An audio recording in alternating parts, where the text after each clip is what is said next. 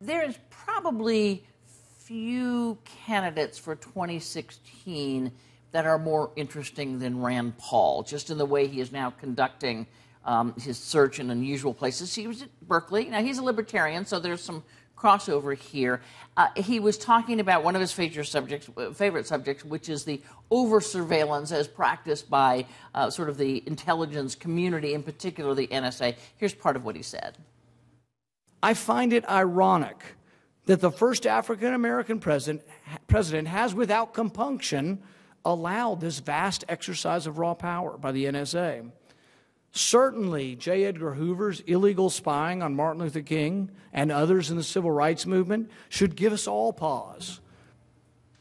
I think part of why Rand Paul in particular is so popular with young people is that he's slightly unpredictable in terms of where he stands on issues. What do you think accounts for it? Well, I think it's deeper than that. I think Rand Paul is actually raising profound questions that go right at the heart of the American establishment. He's saying you built this huge national security apparatus. You've now apparently had the CIA spying on the Senate Intelligence Committee. This is crazy. And I think he can expand it over the next year to include the IRS and a whole range of other federal agencies. Heritage, for example, has an entire project now on criminalizing the law, where if you get in a fight with a bureaucrat, the bureaucrat can put you in jail.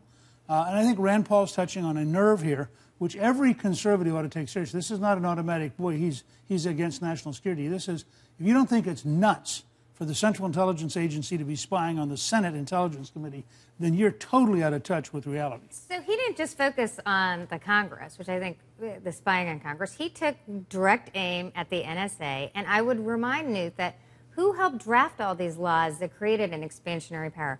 Republican leaders in the Senate and the House. And I think what was fascinating about his speech is how critical he was of the Republican Party for not reaching out, for not taking certain steps, for being a party that's too looking inside and not reaching out to different groups. So I think he has a very part of his power with young people is that he's willing to take on not Democrats but Republicans. So here's a guy who has gotten Neera Tanden and Newt Gingrich in agreement that he's interesting and provocative.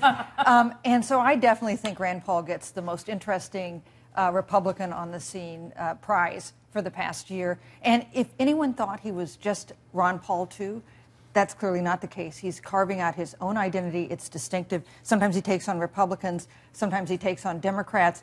He works with Eric Holder on issues of prison sentencing reform.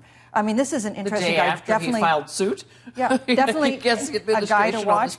And I think clearly a factor in 2016. Yeah. Would you vote for him? We know Neera wouldn't. Would you vote for Rand Paul? Can you see Rand Paul as president? If my choice was Rand Paul or Hillary Clinton, in a heartbeat.